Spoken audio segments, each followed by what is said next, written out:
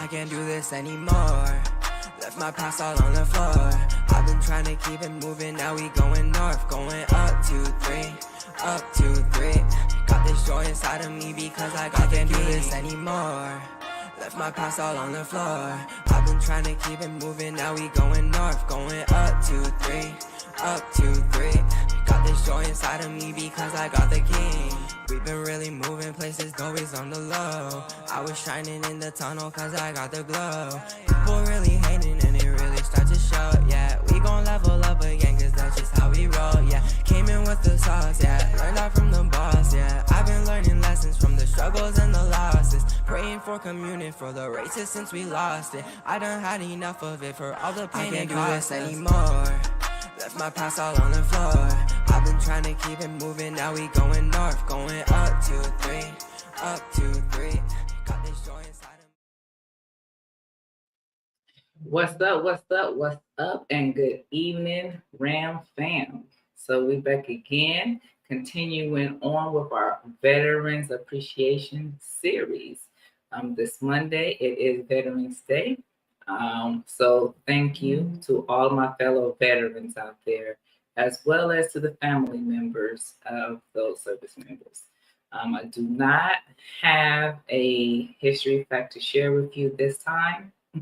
I'm probably going to discontinue doing that because there's so much research on my end that I would have to do. But nonetheless, I still say I appreciate all of you. So today I have a fellow Air Force veteran joining me.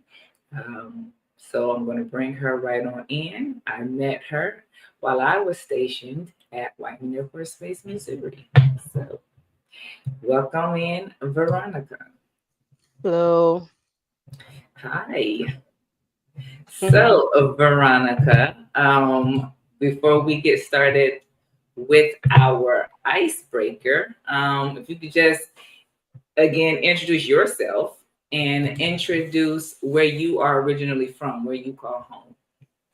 Okay.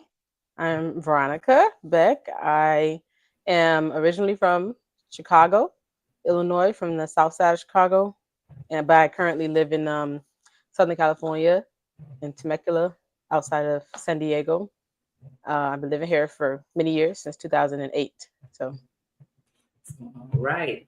So we're gonna go ahead and get started with this icebreaker. If any of you saw her last week, each video stands alone. So we're gonna still go ahead and do this icebreaker so that we both can warm up and get ready for today's show. Remember, Veronica, just answer the questions because okay. This is about cultural difference. Well, I get it now. I didn't get it. I didn't know what was going on. This is about culture. So, oh no, that ain't the one. I had it open and ready too, because I was like, I ain't gonna look a fool today. Had it ready. Okay. And then I minimized it. Okay. All righty. Here we go. See, I got my social work stuff open in the background. Y'all want to see that? All right. Here we go. And okay. All right. How do you say these things? Water. Pouring water? I don't know. 2. Hair. Here. Gym shoes. Shopping cart. Buggy or basket. A wallet. A purse. Alley. Corridor. Ice cup. Oh, that too. They're all ice cups, all of them. That's a boatload of stuff. Right. Wife beater. That's right. And that's the last one. I wanted to go back to the Oh, wallet. let's go My back. grandmother says the wallet. My grandmother says pocketbook. Oh yeah, that one. Yeah, that's a I say pocketbook. wallet. I say a lot of things different. Like if Yeah, you would have asked me when I was 18, 17 years old, it would have been probably totally different way I talk because I don't talk. I've been here so long in California. I developed a SoCal yeah. like accent a little bit, like it's mixed. But when I first left home, I didn't say nothing right. Like Hey, hey, nobody hey, knew what I who was saying. says whether it's right or wrong? Doggone I it. mean, like the reason why I say that because the reason why I say right or wrong that it wasn't right because a lot of people will ask me what did I say so many times. Yes, What is that? What? yes, A what? I got that so many times, so I kind of like force myself to talk a little yeah, more, like to yeah. enunciate my words. Like, A while ago, when we were talking about this on Facebook, and I don't remember who put the question up, but when you said gym shoes, I was like, yeah, because that's what we call that's what it's called. It's called gym shoes, dog. It's gym shoes, not shoot. sneakers, not whatever else whatever stuff they say. I was like, yep. I was like, she got it right. That's what it's called. Them things is gym shoes. You got your gym shoes, you got your outdoor shoes. You got this. Your house Yeah, shoes. We say house shoes for the house, like your slippers. Say house shoes or house yeah. shoes. Okay, so you ready to rock? Yep. Okay, so My so we all cousin know. joined. Okay, you were in the Air Force. Hmm. So what was your job, or as we call it, AFSC? I was a 3 Alpha. It was called Information Manager Mhm. when I was in. I don't know what it's called today. I heard a couple of years ago it's Client Support Administrator or something like that. But it was an IM when I was in.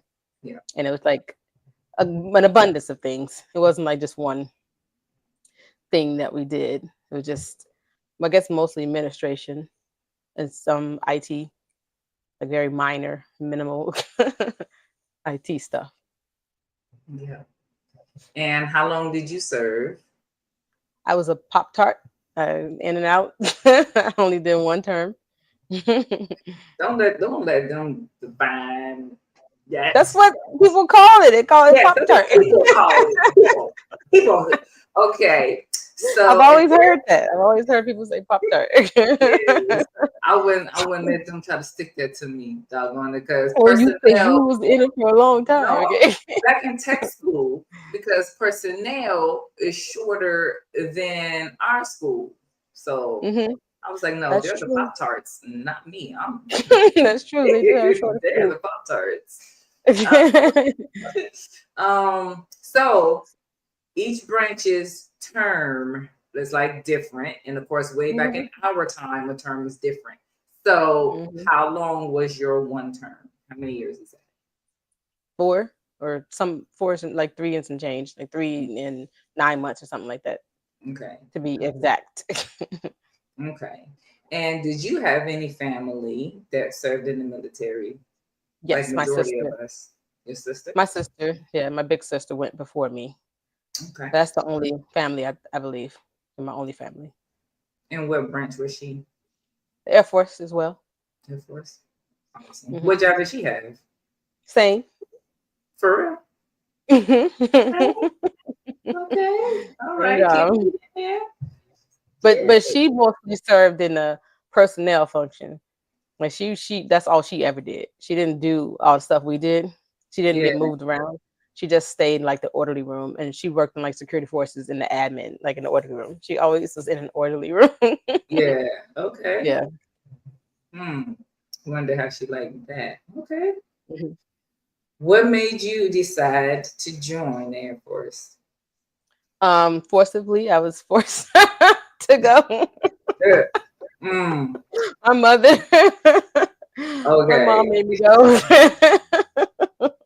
The truth, she made me go. She made both Yeah. of us go. So, Yeah. but I did come to terms with it. I was in the delayed enlistment program, Mm-hmm. so I was in it when I was 17 years old, and I Mm-hmm. was in it for like a whole year, and then I went. So by the time it was actually time for me to go, I had warmed up to the idea of Yeah. going. All those monthly. Oh. Hmm. I think some people have mentioned delayed enlistment, but I'm Hmm. not certain if anyone has a. Well, because this is your episode, can Hmm. you explain what delayed enlistment is? Well, you just kind of, you don't have to go. It's not like something that you're obligated to do. It's just kind of the an early in. So you kind of it's your way to commit to going and before you actually do leave. So you can go in this as early as, I don't even know if they still have it. This was back in 2003. I have no idea if they still have this, but it's just like a way for the recruiters to commit you to going before you actually are able to go. Because I was still in high school, so I had to Mm-hmm. graduate first. So they were pretty much saving us, reserving a spot for me, reserving a spot for me, so that Mm-hmm. when I graduated, I could just go straight to the Air Force. They already did the initial paperwork. So when it was time for me to go, they finished it up. I went to the MEPS and then I took off. But I was in that program for a whole year and my recruiter was on top of it. He's the best recruiter in the world. Like I still talk to him to this day. He For pretty real? much, yeah, oh my God. He's the best. I know people had really bad experience with their recruiters, but I did not.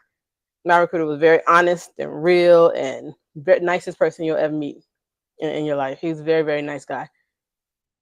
And And during he pretty delayed much was enlistment, the reason I went, that yeah. I wanted to go. Yeah.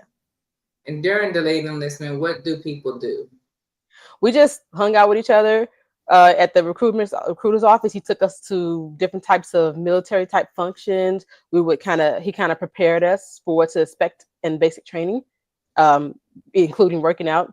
He tried to condition us so we just wouldn't go there running 18,000 miles without being ready to do it. He got us kind of familiar with the military life, like what this is kind of what you're going to go through when you do A, B, and C, giving us advice, along the way, and kind of getting us excited and pumped up to go. Yeah. Hmm. Yes. Okay, so now it is time, and it's perfect segue because so we talking about delayed enlistment, you getting all ready to go and all that. So Hmm. now it's time to walk us through the night before and the day that you left for basic training. The night before. So you go to, I just laughed because we were so young. So you can imagine how how it was having 18-year-olds, in a hotel. So we all got to go to. I don't know how everybody else's was, but this is how my experience was. I was in Chicago and they took us to this hotel by O'Hare Airport, which is where we were going to leave out of O'Hare, and we stayed overnight. It was after the MEPS because you got to go to the MEPS and get poked and whatever they do to you, measure you and take vision and depth perception, hearing, all this stuff they do.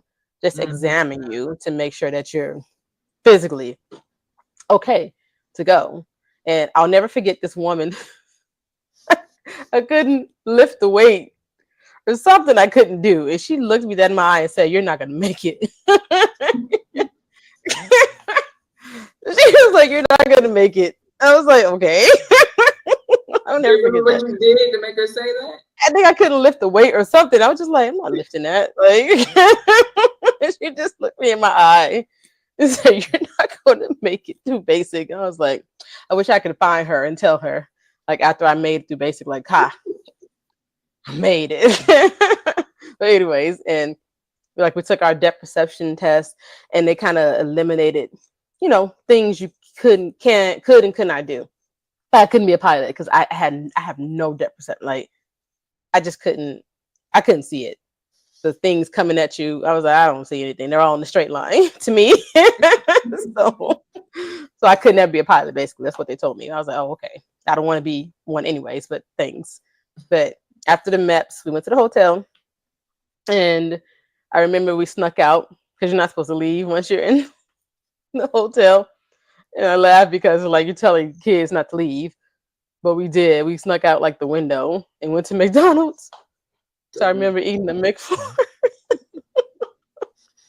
I remember eating the McFlurry. Me and my friend, I'm still friends with her to this day. We we snuck out and went to McDonald's and got some food, and then we brought it back to the hotel and just ate the food, and then got up super early the next day. Went to the airport. So long ago, God, it was 21 years ago, and it was my first time flying. Mm-hmm. I had never been on a plane before, so that was terrifying to me. It was very terrifying, and we the morning. Oh, I want to trace back first. I remember when my recruiter picked me up from my mom's house. And just the thought in my head was like, they really taking me away. Like I'm really about to go to this miscellaneous place by myself and just saying bye to my mom. I remember I was just an array of emotions was going through my head. Like I didn't know what I was getting myself into. I just graduated, high school. This is my first time being away from home. I've never been away from my family or anybody at this point. And my recruiter picks me up and I'm just in the car by myself, taking me, he just took me away from my mom. Like I just looking back at my mom until I couldn't see her no more. Like, oh my God, I'm really leaving. I'm really, really leaving. Because I remember what happened when my sister left. She was gone. She still was gone. She hadn't come back home yet. So I was like, I'm really, really leaving. Like I'm really going somewhere else.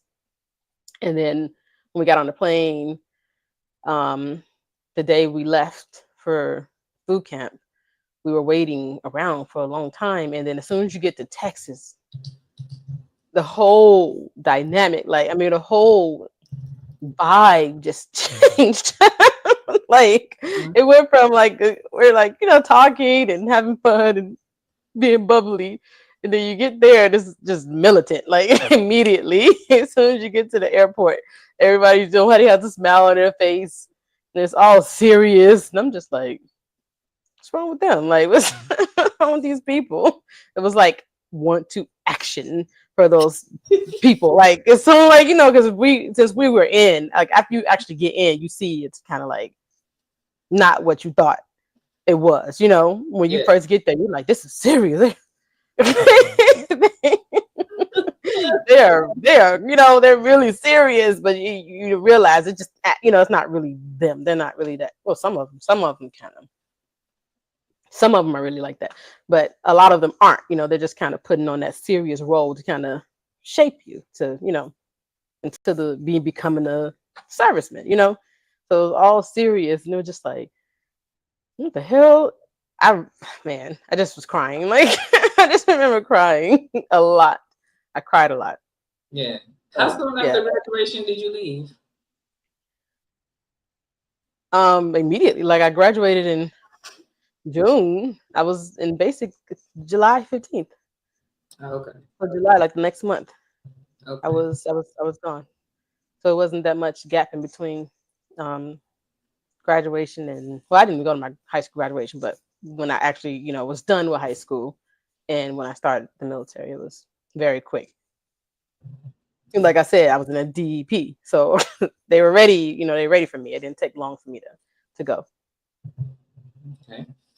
So now at 19 and this is your 15 minutes to tell us about your career. Talk about where you were stationed and just whatever you want to talk about. Oh shoot, whatever you want to talk about for 15 minutes. Okay. I don't necessarily like talking about it too much. I didn't have the best experience in the military. It always makes me God, I hate talking about it. Just take your time. We go easy and just start with how many places have you been stationed? I was just I didn't go any places. I went to Lackland for basic, and I went to Biloxi for tech school, and I don't even remember how long that was.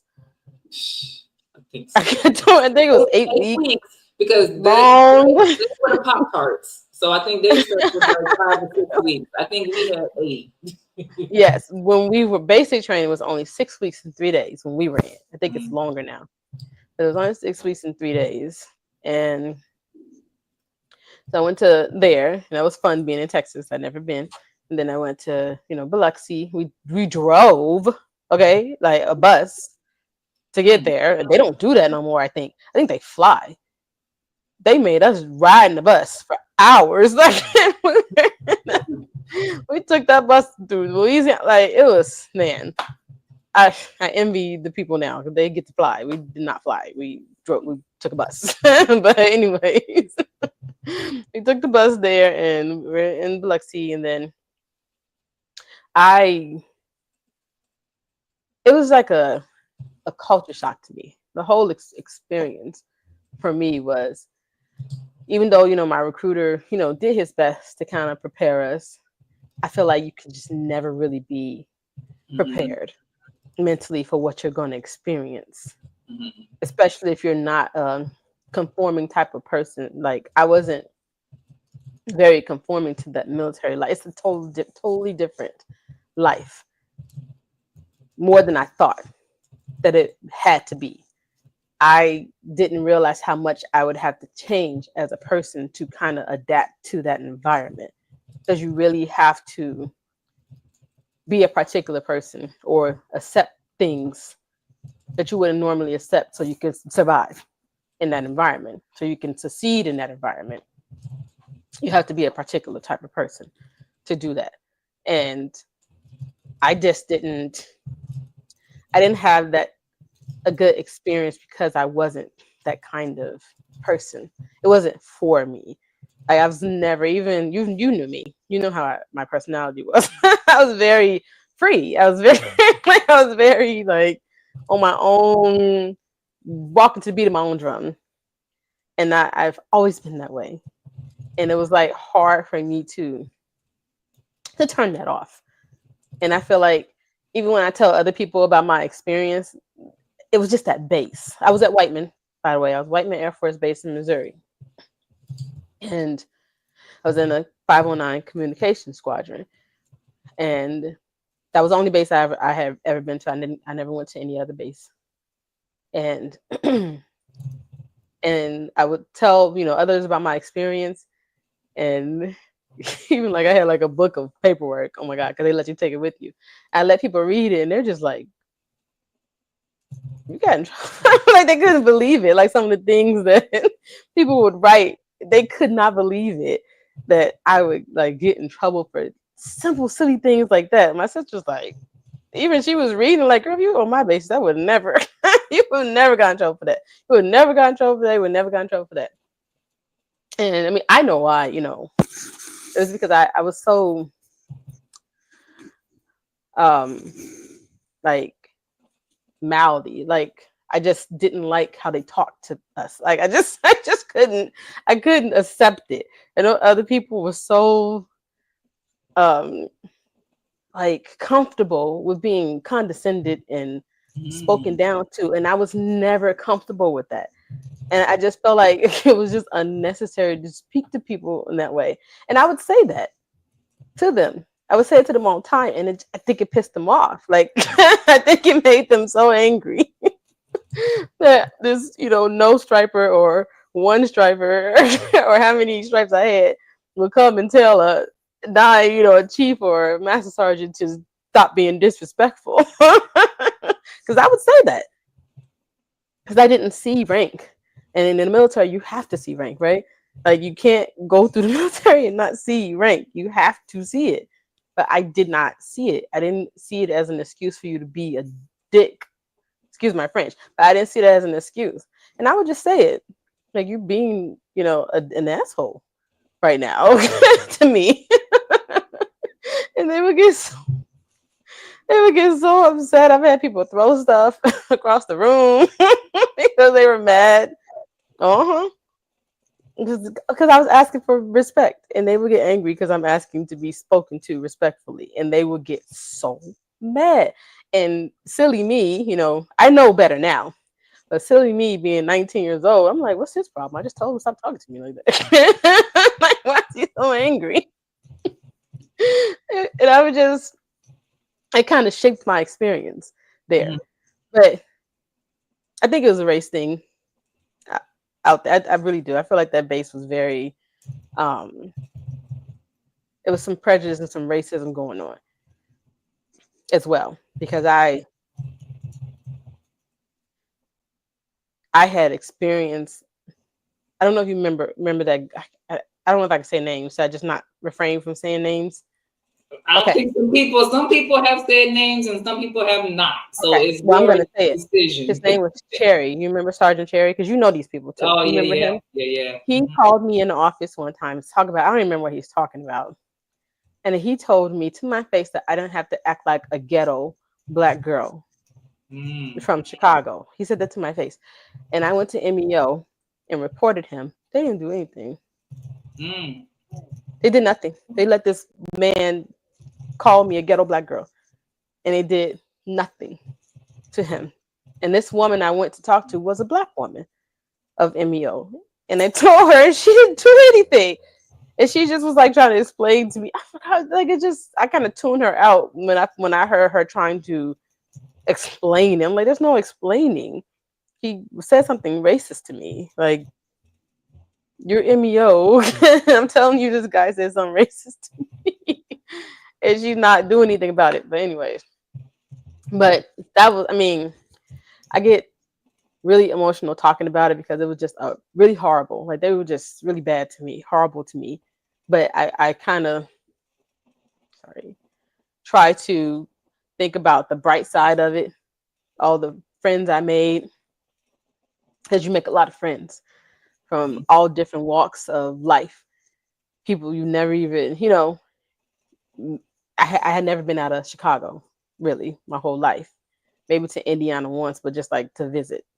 But I never really been outside of Chicago. I didn't even know Chicago was rural. I mean, Illinois was rural. I had no idea that state was like that until I went to the military, because I had not been outside of the city.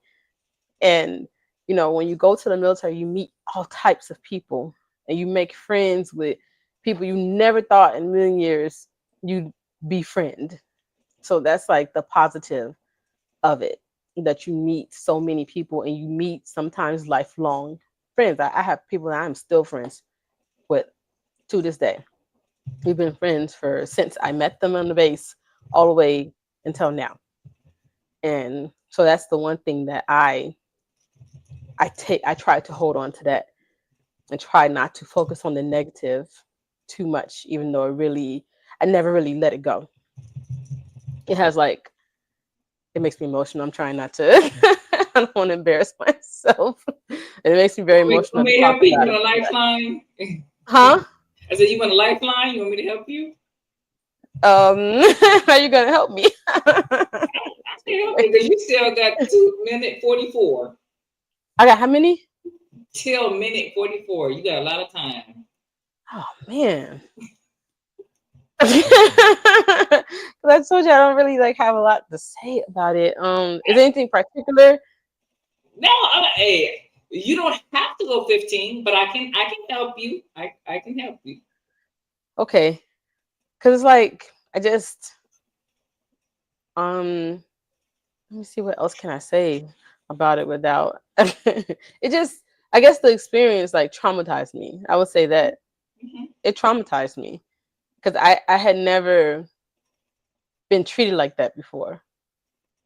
In my always, that's why I hate talking about it, because it always makes me tear up talking about it. I told you I have let me help you. I literally have PTSD from just the experience, because it was traumatizing to me. And I got anxiety disorder. I'm always paranoid all the time, because I always think it was times I didn't even do anything. I would be sitting there and then someone would just come bother me, just say something to me, did I breathe wrong? What did I do? It was a time where someone, what's her name? I think her last name was Wilson. She always smelled like cigarettes. She really smelled so bad. I think it was her last name. She calls me in the office one time to talk to me about being late. She's Lynched like, or lit? late, like tardy. Oh, okay. Hopefully you can hear me. She wanted to talk to me about being late to work. And I told her, well, you're always late. Like I told her, you and this other airman always come in late from lunch all the time. You're always late. She got upset with me because I said that to her. Mm-hmm. And I mean, I know now the where the fault lies. I was supposed to sit there and let her be a hypocrite. I was supposed to sit there and let her be, do as I say, but not as I do. I was supposed to let her do that. Like you're just supposed to let them do that, even if you know they're not doing right. You're supposed to let them scold you for something that they do, even though you know that they do it. But I was supposed to. She wanted me to just sit there and let her preach to me about being on time when she wasn't on time. And I just told her, like, well, you're not on time, so why do why do I have to be on time? She got so upset. And and ever since that day, like she had this vendetta against me. And I used to go to the NCC one day a week. And I remember I didn't have a car, so I had to walk there from the dorms. And I remember running there, and I was like, I'm like a minute. Like I'm supposed to be there, I don't know, 7:30. I got there like 7:32. She calls, because she stalked me, I guess. She calls one of I can't remember his name. Tech sergeant something. I can't remember his name, but she calls him and tells him to write me up. Mm-hmm. Like, because she just was angry that I called her out for being late. She was trying to counsel me about it. So I don't know if you see the pattern. That was like the experience that I was having. And I guess it was because they just didn't like how I talked back. So it was like war, like war against Whitlock. My name was Whitlock when I was in the military. So it was like war against Whitlock because she keeps, trying to tell us to be decent people and not not be hypocrites and not be condescending, because that was bad. Don't do that. Just, you should let us disrespect you and you should sit there and take it. That's how I felt that they were doing, that what they were saying to me, what they were trying to make me do. And it was like, it just never, even to this day, I never would have survived. Even to this day, I would not let anyone speak to me that way. And I've been, a federal employee for many years, like over 20, like 20, almost 20 years. I would never let someone speak to me like that, like even in my job. And I have succeeded quite a bit because I don't have to worry about those type of people. And if I do have to worry about those, have those type of people, they have, things out there, tools that you can use to put those people in check, to get those people away from you, or for you to get away from those people. In the military, you couldn't do that because they were your supervisors, they were your first shirts, they were your, so you had to sit there and be verbally abused by these people and just take it. And if you didn't take it, they had a problem with you. And you're not, they told me that I was non-conforming to military or something they said. And I was like, okay, cool. If I have to be all that to be conforming, then I don't want to conform. I'll just get out when it's time for me to get out. Yeah. You're talking about adversity, which is the next question, but we're still within your 15 minutes. Oh man. So I'm gonna go back. Look, I got you. Okay. So okay, go ahead. being that I know what an information manager does, but I want for you to explain a little bit more of what an information manager does. So just tell us a little bit of what did you do? What are the types of things that you did in your job? Well, I think the name, the title is so self-explanatory. Like it's we manage information pretty much. When I first got there, that your sister used to work in an orderly room. She did. That's because they didn't let her do her function. So if she would have actually done her functions, she would have had an experience like me. So at first I worked in pretty much every area of IM AFSC except for web page maintaining. But I did the post office, which they call BIT or something, base information transfer center. I worked there at first. They put all the black people there. That was like our welcome package or something. All the black people were in the post office, so they put me there. Say I'm lying because you were there too. I'm not lying, okay? Put all the black people there. And then after that, I went to the main building, whatever it's called. And what was my second? I worked in the orderly room, and there I did an array of things. I started to train as the IT administrator, like of the computer, like if something, the computer breaks or printer breaks, something simple like that, like help desk type work. That's what I did in the orderly room, or I tried to learn to do.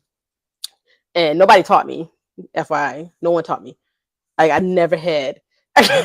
No one ever sat down until I asked them to go to the NCC, because they were like giving me a hard time about not learning it. And I'm telling you, it was like the Twilight Zone.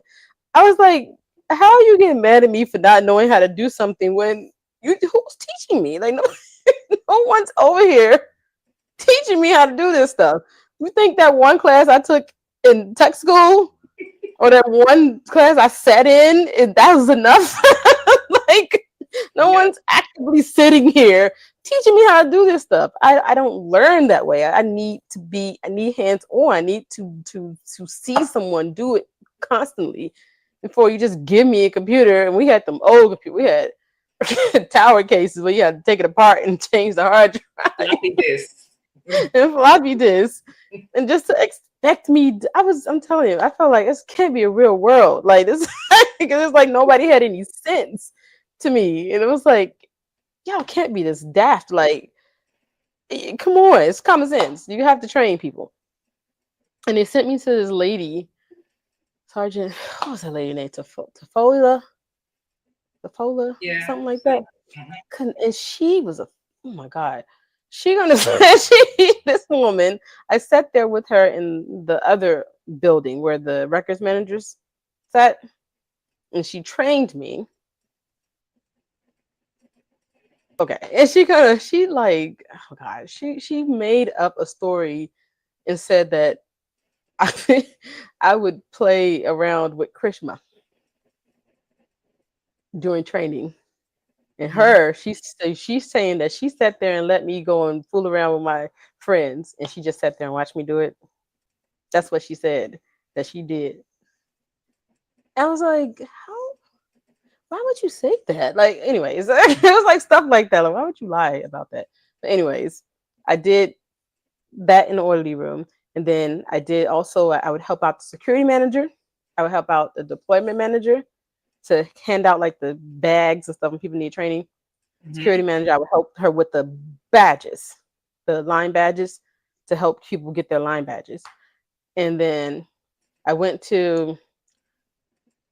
a farm. So I was the records manager. I had to like make sure people's file plans were in place, which I'll have to admit, Lisa was pretty good. Yeah. She was pretty good at training, like with the records. Like she was probably one of the best trainers that I actually had. And what else was it? Then I went to a different place, I think it was mission support. And there I did the the ERPs or EPRs, whatever the evaluations. I would track those. Okay. I would track those, and I would do, the same thing, IT, like fixing the damn printers and stuff and computers and, upgrading the software, all this type of stuff. The help desk stuff and admin stuff, like, typing documents, stuff like that. So it was some administration stuff, but other things thrown in there. Mission support. Now, when you say that, are you talking about that you went to another squadron, or that you went to the group level? It wasn't mission support. It was mission something. I forgot the name of it was in the same building in Com Squadron. It was with so another flight. Yeah, flight. That's what it's Okay. called. And they Okay. were called Mission something. I forgot the name of it. It was with, I Maintenance think flight. your husband was in it. Like he Yeah, was the in the maintenance radio part of flight. it. Maintenance. Is that what it was called? Mm-hmm. Okay, whatever. Maintenance. Maintenance flight. So I went to that flight. And yeah, so that's what I did. Same kind of just administrative and help desk type of stuff. And still, I think I still was the farm as well. Okay. So when you say farm for the people, when you talk about Records how you manager. managed records, Hmm. were you managing at the squadron level or at the base level? Squadron level. So I was over the squadron. So I had I had the records custodians that I had to oversee. And every like flight had record custodians. And so I had to go to like all the flights and check everybody's um file plans before we had Afrin. Like that's when Afrin this is how old we are, how old I am. This is when Afrin first came around, like when they were first switching over from paper files to Hmm. electronic files. So like I had to help them transfer their files into Afrins and stuff like that. So Yeah. Okay. so that was Um, it. yeah. See if we have anything else we can squeeze in. Um, I need to okay, no, I turn can't, I my light can't, I on. can't think of nothing. Okay. Okay. It's getting dark. So So you were, huh? I'm gonna say it's getting dark. I had to turn my light on. Sorry. Oh, okay. So yeah, so you talked about some adversity, and Hmm. I'm not going to ask you to go into depth on any of that, but I will say that listening to your story Hmm. gives me a little bit more of appreciation for my story, Hmm. and to let you know that you are not the only one. I know. So, well, yeah, but for the viewers, you are not the only one from Whiteman and from the Com Squadron itself. I This know. story has been repeated Hmm. from the Com Squadron itself with Hmm. the racism. Hmm. You know what? And how I knew like it was racism because I would see other people who weren't black, they get in trouble. I knew somebody who had two Article 15s, not one, Hmm. two. Hmm. People who lost stripes, still in, Hmm. still got to retire. I'm like, how? I didn't do any of that stuff. How in the hell are they still able to go on and complete, their careers and just get slapped on the hand, on the wrist? Yeah, But I get all the full wrath of, when all I did was tell you to watch your tone. yeah, Like yeah. it So was right crazy. there in your own squadron with some of these same squadron level individuals Mhm. that repeated these same things. Mhm. But like for with my story, which one day you guys will see, um, with me not being assigned to the comm squadron, Mhm. I was feeling like, okay, I'm not having the same experience as the rest of you all Mhm. when it comes to our career field. Because of Mhm. course, when you're not in the comm squadron, you can only be assigned to somebody's orderly room. Mhm. That's all you. That's where else are they going to put you? Right. Now, some squadrons may or may not put you in their computer management office, but Mhm. those are going to mostly have civilians in them. Mhm. So I'm like, all I'm doing is sitting in somebody's orderly room. I don't want to do this stuff because people are getting me confused with a personnelist. I am not a Yeah. You personnelist do. at all. I am an information manager, and I should not be doing. I should be doing a whole lot more Mhm. stuff. Which, Yes. as you mentioned, I went to Bits. I went to Mhm. Bits because I asked to go to Bits. I kept Oh, being put in squadrons. I was orderly like, room. oh, Uh-huh. I want to go to Bits now, Mhm. or just somehow get me over there in the comm squadron. I want Then to the go. comp party. So Yeah. I do have more appreciation for that. Uh-huh. So My favorite was working in the order. I liked working in the orderly room. I would have to say that was my my favorite one in the beginning because I had an airman, Emery Day. She was me Mm-hmm. and her were like really cool. And then when I first got there, I had a really good supervisor who actually had my back and who actually helped me. I forgot her name. I think she was a Mexican lady. Forgot her name, but she moved, and then I got this guy who just piece of. He was Yeah. worried about not getting kicked out for being overweight, so he wasn't worried about me. So Yeah. just the whole experience just went downhill after that. I thought about because now that it's over, Hmm.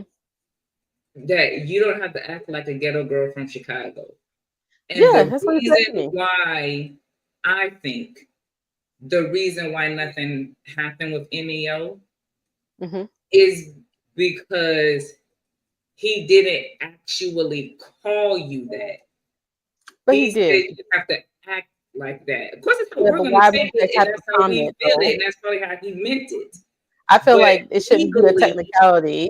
It shouldn't be a exactly, technicality. You it's a said something technicality. very racist to me because Hmm. why do you think that? Why are you associating ghetto with being black, with being Yeah, from Chicago? and being If yeah, if you really went to Chicago and if you really knew me and knew a Chicagoan who actually is ghetto, you would mhm, never have made that comment to me because right, I'm not ghetto. Like I'm not. I was not. I'm nothing even remotely close to being ghetto. yeah, So it's like he's being racist because he looks at a black person and he thinks that they're ghetto. yeah, That's racist. That's yeah, racist. And yeah. he got away with it. And they And he got got away with it away a with it. lot. Yeah, They but got away that's with it a lot. because of the technicality. Hmm. But And it shouldn't be no technicality with racism. It's racist or it's not. So in between. It was racist. That's how would he feel like if I call him a redneck? I hmm don't know you. That's racist to say that to a white person. So why how would he feel if I just generalized and said you don't have to act like a redneck? They would have crucified me if I said that to him. yeah, and But he could say it to yeah. me.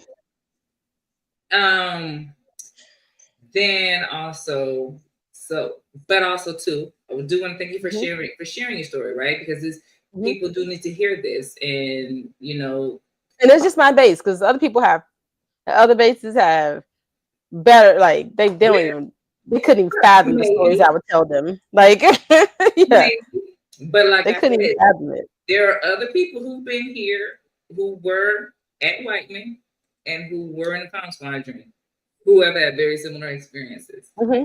And I've seen it. But I've seen it. I've seen it with my own eyes. Them treat the other black people the same. It was. I know. That's why I know it wasn't me because I've seen it. I've seen mhm, them treat this master sergeant. I forgot his name, but treat him like he was scum and just like humiliate him. Like I don't remember his name, yeah, but something happened and they just put him back at the desk. I was like, why are you doing that to that man like that? Like I just I knew why, because yeah, he's a black man. But it was just ridiculous. But I anyways, think I know who you're talking about. you But know who I'm talking about? Yeah. You know who I'm talking about. um, but for people to know, you know, that not everyone who serves in the military gets out and has this great life. Not everyone who has served in the military who gets out and has anxiety and PTSD is because Yeah. they went to war. Right. Right. So yeah, I appreciate you sharing this. Um, and so through through my husband, I will say because he has supervised Mhm. far more troops than I have. Mhm.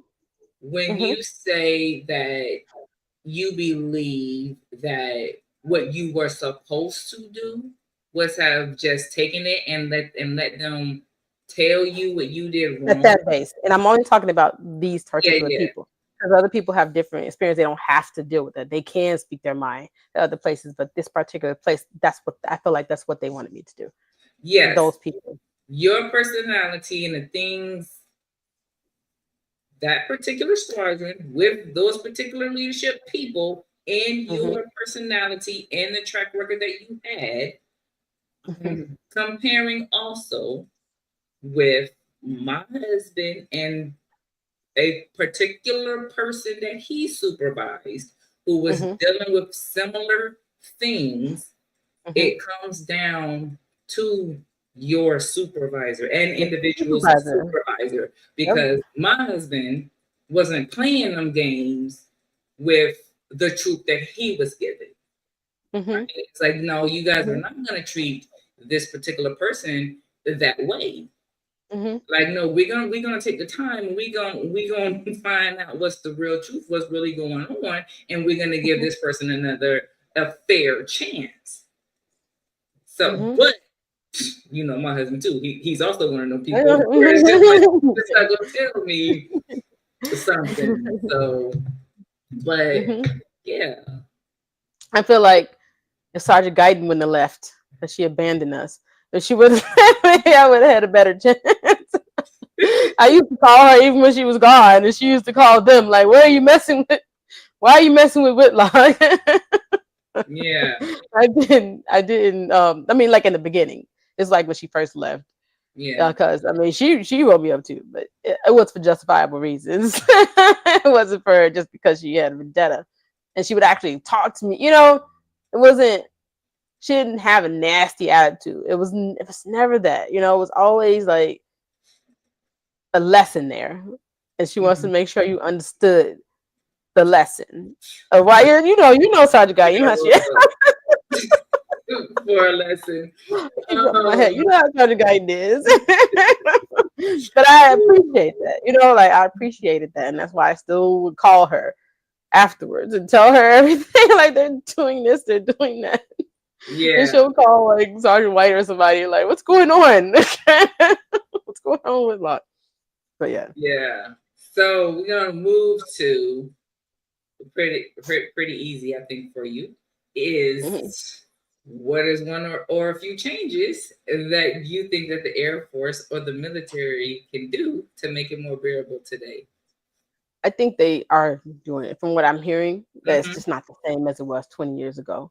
Yeah, Um, that they even have stress days. I heard like they heard can that. take stress days or something like that, and just like being like you don't have to disrespect people to get your point across. That was like the only thing that I asked. Like even I'm a civilian work. I live by this, and I have never changed that train of thought. And I've always been able to be around decent people who, I mean, I had my share, but I've been able to get rid of them. I've been able to get away from them. But I've always stuck by that. And I have gotten very far in life because I never changed who I was. I never gave up the person that I am. Mm-hmm. I've always been me and I've always be me. And I respond well. I do it for the same thing for other people. When I talk to people, I don't come at them sideways. I've trained people. I've, been a leader.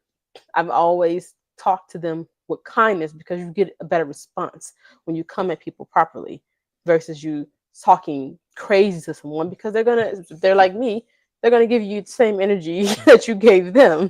Mm-hmm. And so that's all I ask. And I've been lucky and fortunate as I've moved up the chain or moved up the the ladder in the federal government to have as I went by, I had better and better and better and better leadership to the point where I'm just like I could just like you know like relax because I'm a tenured government employee and do not I can say F you and nothing's gonna happen to me.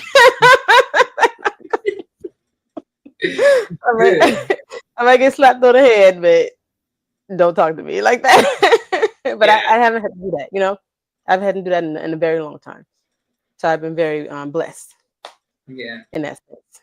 So um, I just feel like just more respect, and I feel like they are starting to do that because people don't want to go. What who wants to go? To that type of environment? It's not. It's unnecessary. It's unnecessary and it's stressful, and it just diminishes the value that the military can give to someone because it can Mm-hmm. give you value. It can give you a sense of everything. If you don't know what the hell you want to do, where you want to go, the military is like the perfect place for people like that for you to just park it and just learn some skills and then you get out and you can do something else. But it's like who wants to do that if you're going to be condescended and disrespected every other day. Yeah. I'm sure there's some people out there like that, but I think it's getting better from what I'm hearing. I hear it all the time that it's getting better. Yeah. Well, I heard the same. Do Yeah, you think that the Air Force shaped the person who you are today? yeah, I do. I think it was a part of it. Like not all in a good way, in a bad way. It has had some bad effects on me and how I'm very paranoid. Like I'm a perfectionist. I'm always trying to make sure I do everything right the first time because I'm scared that somebody's gonna say something about my work and people are looking at me like, "What the hell is wrong with you?" Like I just want to make sure I didn't do anything wrong or say anything wrong, and I'm always like that all the time. Now, just paranoid as hell, and everybody's like, "Relax, it's all good." Like I get so nervous. Like if I forget something, I forget a deadline, my heart drops in my stomach because I'm scared. Like, oh my God, I'm in trouble. And my boss is like,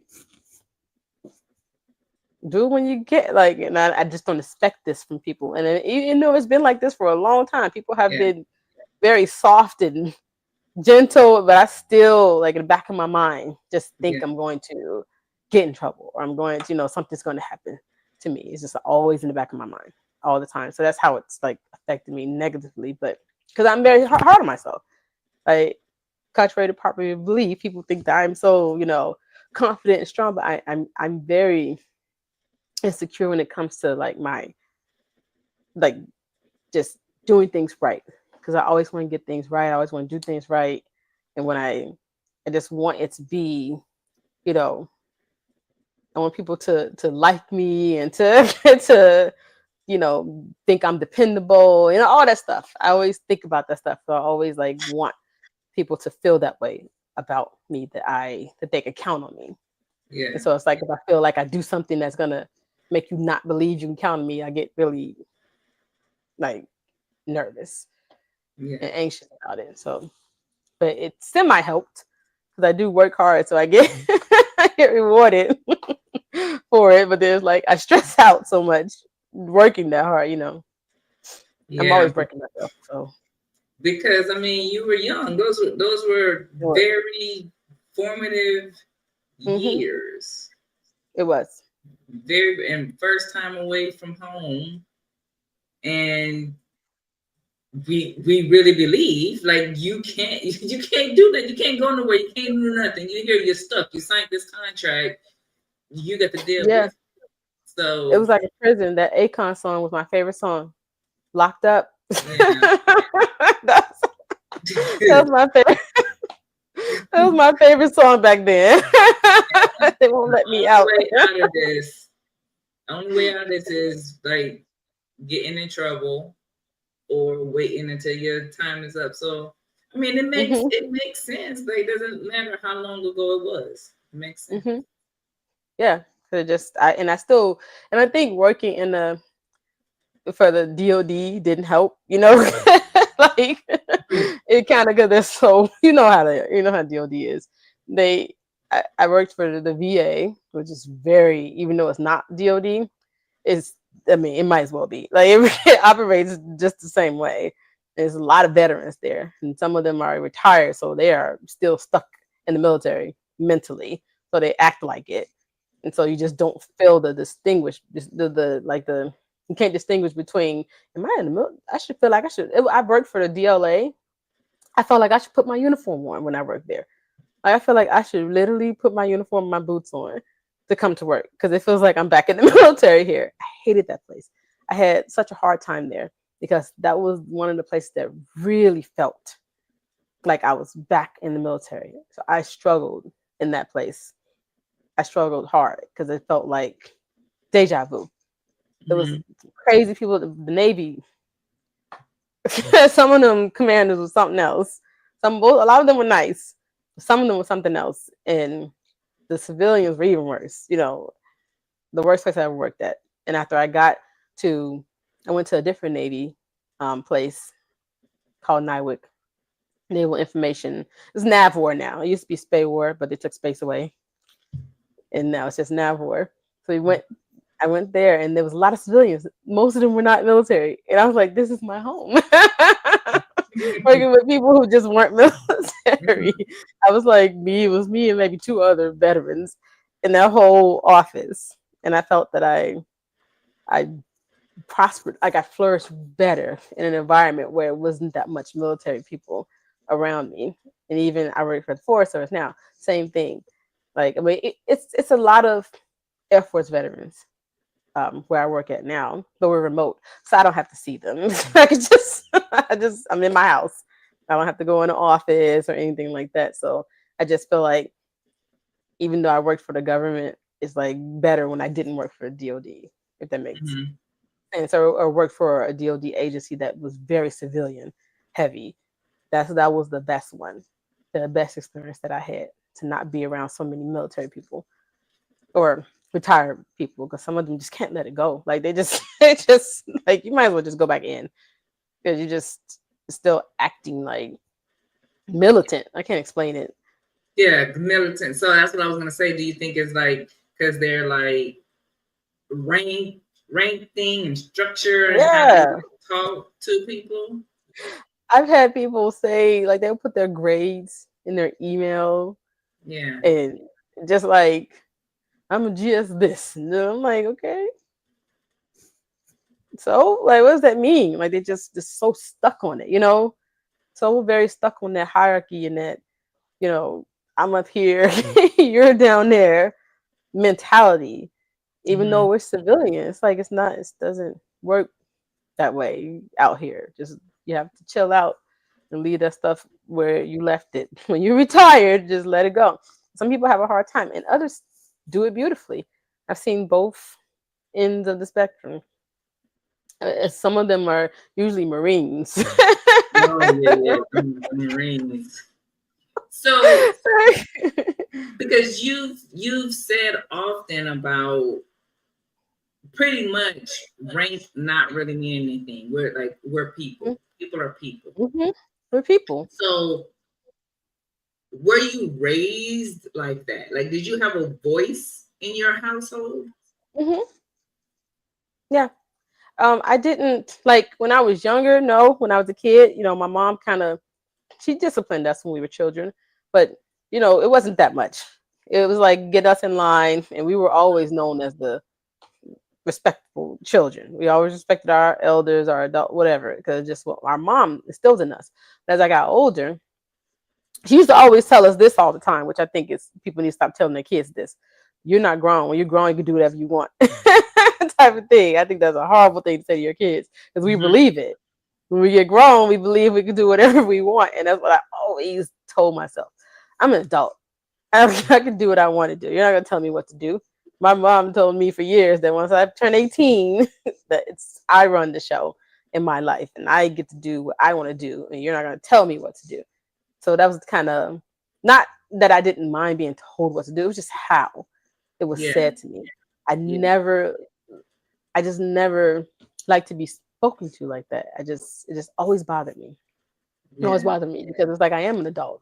Don't talk to me like that. Like I just, even like to today, I'm still the same way.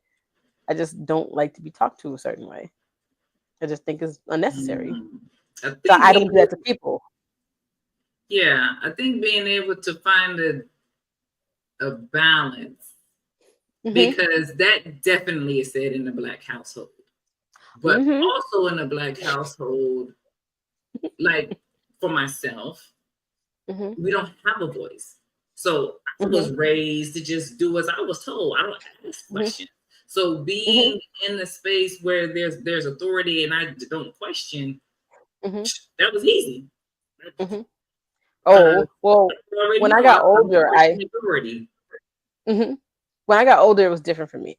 I had a different experience than my sister because I think my mom was so worn out by my sister. By the time she got to me, when I was a teenager, she really didn't like bother me. I Yeah. was kind of just doing my own thing. I worked and went to school, so I would go to school, go to work, come home, go sleep, go to school, go to work, come home, go. I cut class if I wanted to. I didn't have to ask. If I didn't want to go sixth period, I just didn't go. I just came home. Like it was that's the type of freedom that I had 16 plus. She just left me alone and I was Mhm. kind of just independent. I was What's very the just age independent. difference? Two. but she was three grades ahead of me. So my sister, I was in like what, sixth grade. She was a freshman in high school. She was already in high school, and because she started, this is before they started doing that whole you can't start kindergarten if you're not six. Back in the day, they just put you in there. So she started kindergarten very early, so that's why she was 3 grades ahead of me instead of like right behind, or me being right behind her. And she would get in trouble in high school a lot. She put my mom through. She put my mom through quite a bit. My mom really, man, my mom was on her like white on rice. And I think that just wore her out completely, because when she got to me, when I became a teenager, even though I wasn't problematic, I went to school. I went to work. I didn't really hang out with bad crowds or get in trouble. I didn't, none of that. I was very just quiet and to myself. And so I had more independence when I was a teen. So I kind of was like, okay, when I become an adult, I can do what I want to do. So I kind of went into the military with that mentality, and then to go back to like a place where it's very, so much authority, which I didn't mind, because the people who were nice to me, they got no problems out of me. But the people who were mean, they got problems because I didn't, I just don't respond well to that. Yeah. Understood. So I worked with you. Me and you worked together. You were my supervisor for 2 seconds. Yeah, because I wasn't your supervisor. I gave you no problems because you were nice to me. You were nice to me, so we had a peaceful relationship. So, do something else.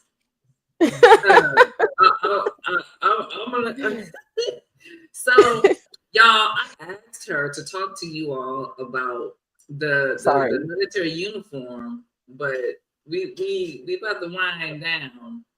Okay. But if she would, because that was one thing that I would say something to her about. It was the way she wore her hat. Man, I used to wear it like this. I need to talk to y'all about how she was. It used to be like over my eyes. I was just talking to my sister about that. Why did I wear my hat like that? I was like, why? I couldn't even see. Yeah, why? Why did I do that? I don't know. I asked myself that same question to this day. Why did I wear my hat like that? I could not see a thing. I had to like literally walk like my head up so I could see. Maybe it was because people told you not to. No, everybody. Krishna wore her hat like that too. Did not wear her hat the way you. Yes, she did. Yes, she did. She wore her hat just like this because she used to have that bun. So she had her hat over her eyes just like me, because me and her worked together often, and I remember her saying her name and she had to look up to see me. Okay. And my boots would never shine. I was like, I'm not doing that. Why am I shining my boots? I used to get the cheap stuff. I used to buy the patent leather, the boots with the patent leather toe and the patent leather heel, and I would just get the polish. Oh, when those came out, I was like, yeah. There ain't no way I was about to sit there and shine those boots in my uniform. I just rolled out of bed, popped it on, and went to work. Like, if we're in war, who the hell is going to sit there and say, oh, she didn't iron her uniform? Nobody give a damn. Like, getting shot at. Being that you worked in the front office, it was very important that you. I didn't work in the front office no more. Remember, I worked in like the cut somewhere. Like, I didn't even go to the front door at one point. I went on the side. But, I mean, I did. It wasn't that bad. Yeah, I at least wore the right uniform. I think that you also used to want to have your sleeves like way over your hands and not really want to wear your sleeves right either. I had short. How was I supposed? In the summertime, I rolled them up, and then the Maybe winter, I I think just I let can them hang. remember It that. was cold. We lived in But misery. It was cold. I'm cold. I didn't have a car. I just leave me alone. Like unless you're gonna pick me up, leave me alone. However, it was cold out there. Imagine walking from the door, and then why would you put me over there anyways? If you knew it was a closer place I could go, why assign me all the way over there? You know I don't have a car. just you. They just put just you No, all of further us. away. You know how many when I did get a car, you know how many people I picked up walking all the way to hell over there. I picked so many airmen up, like, hey, get in the car. Like if I saw them walking, nobody did that for me, but I sure did it for other people. If I Yeah, saw them walking, I would literally pick them up because that's I know the pain, the struggle of you having to walk all the way to that squadron. yeah, When I worked at the post office, you should just let me work at the post. It was right there. I could just go across the street. yeah, It's like why inconvenience? It's just stuff like that. It's silly things like that. yeah. Don't set people up for failure. Like just why do that? If I come in a little late, I come in late. It's a snow blizzard.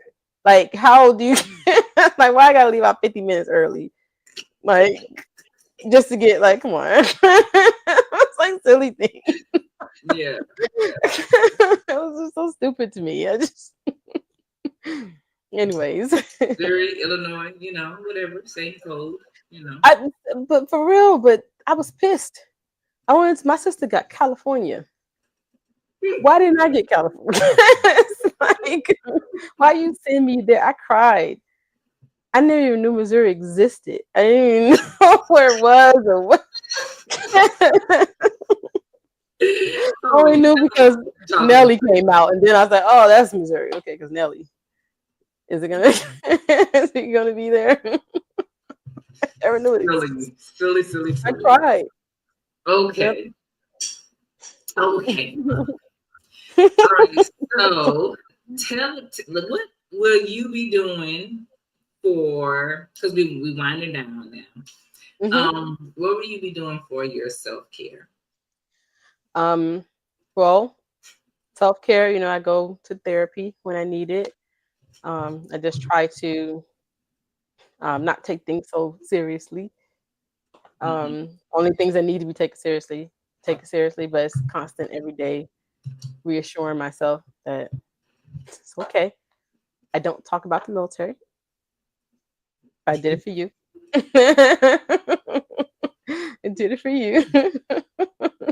But Thank after you. this, I won't talk about it anymore. But no, I just just try to make time to do things that I like to do. 'Cause I like to be busy. So that's why I became a realtor. I'm always doing something. I have to just keep myself busy because it keeps my mind off of silly things and little things. So I just always find something to do. That I'm always occupied and focused on something. I know people think I'm crazy. I'm always taking on something, but it's just the way I function. And I think the military did that too, because I didn't do Mhm. one thing. I did many things at one time. So it's like I've been kind of programmed to I can't just do one thing. I have to do multiple things at one time because I feel like I function better when I have a lot to do. Like so, and that's it. Maybe I try to exercise, but my son just makes it impossible because I'm so tired. I'm so sleepy. So it's like I guess exercise is a good way to do self care. So when I can do it, I try to do that and just try to do things that I enjoy, shopping and going out because I live in California, so it's nice weather most of the Mhm. time. Which is why I moved here because I was tired of the snow. I just done with it. I can go to the snow if I want to, but I can come back to the beach. I can go to the mountains if I want to go snow. I can always come back down to the 75 degrees the same day. So yeah, Yeah, this has been really good. This out California, like just being able to be outdoors yeah. and having a lot of sunny days because the sunshine, improves your mood. So just basically making sure I set myself up to have choices and Hmm. to be happy, just to always advise that from people. Oh, you have the power over your life. You control your happiness, and don't let nobody tell you otherwise. I know a lot of people out there like, no, yes, you can. If you know, I was in a crap job at DLA. I didn't have a degree. So what did I do? I went to school, got my degree so that I can go in a career field that I can move around in and not be trapped and not ever feel like I'm stuck here. I hate school. I don't like going to school, but I did it. So self-care includes doing things to set yourself up for success, to make sure that you can do what you want to do, even if it's not the career that you really want. Like, make sure you work so that you can do things that you like traveling, because what people really want money for, so they can buy things they want, so they can travel, so they can buy a house. And you don't have to, like, I want to be an astronaut, who knows if you really wanted to do that, but you just couldn't do it. You can go be something else that that you can start paying for programs that you can go to space on. Certain, they have little programs that people who aren't astronauts can go to space. So what I'm saying, I had a friend who said that to me, like, sometimes if you can only get this type of job, and that's fine, it can afford you to do the things that you want to do anyways. So if I want to be an anthropologist, it's no money in that, but I could still travel to these remote areas or these different type of countries, and I could still learn about different cultures. I don't have to be an anthropologist to actually learn about tribes and different types of indigenous people or different places. I can do that because I have a job that could fund me to go travel, if that makes any sense. But just like, always set yourself up for success, because you can do it. Everybody can be successful. Everyone can get good jobs and go to school and get degrees or learn a trade. Everyone has the capability to do that, because this is America. So we can do what we want to do here. You're, for a certain extent, but you just be successful if you put your mind to it. Those who get out the military, they get scared of getting out. Don't get scared. The only way you'll fail is if you're lazy and if you don't do anything. But if you're not lazy and you're ambitious and you actually work, you will succeed. This is true. Mm-hmm. Yep. Be open-minded. Mm-hmm. Okay. You have any additional things that you would like to say before we end? That was pretty good summary. Thank you. Okay. Nope, I don't have anything else to say. All right. Well, thank you for coming on today. I appreciate it. Well, I do have one more thing to say. Mm-hmm. I am a realtor, so in California, if I can say that, I have social media. Share your social medias. It's I have Instagram and Facebook. My Instagram is Veronica Beck _ the Red Lip Agent, and my Facebook is the same, Veronica Beck the Red Lip Agent. So you guys can follow me. And if you're in SoCal, I only service San Diego and Riverside counties, just hit me up. It's or in general, if you're not. Veronica Beck _ Veronica Beck _ the Red Lip Agent. Mm-hmm. On Instagram, and Facebook is just Veronica Beck the Red Lip Agent.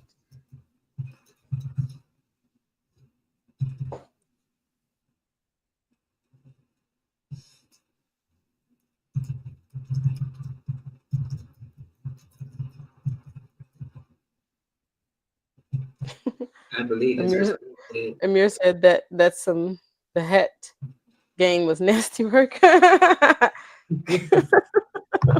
never even knew people pay attention. Me and Pope, remember Pope? Mm-hmm. We used to wear Chuck Taylor. We were the reason why they came up with the rule that you have to wear gym shoes. The PT, me and him would wear Timbs, Chucks. What? Why was that even a good idea?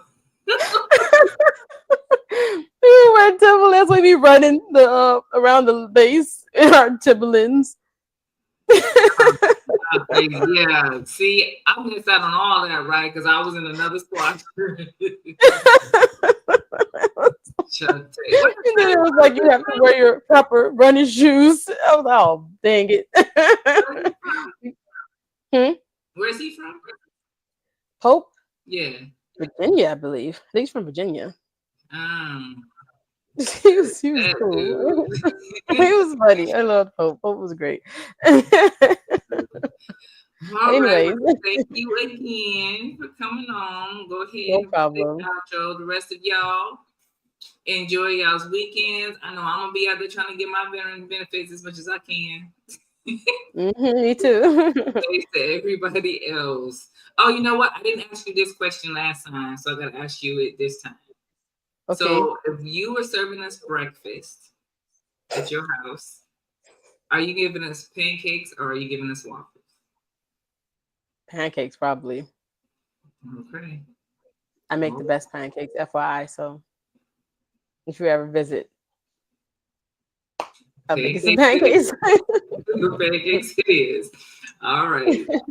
Enjoy. I hope that you enjoyed today's episode.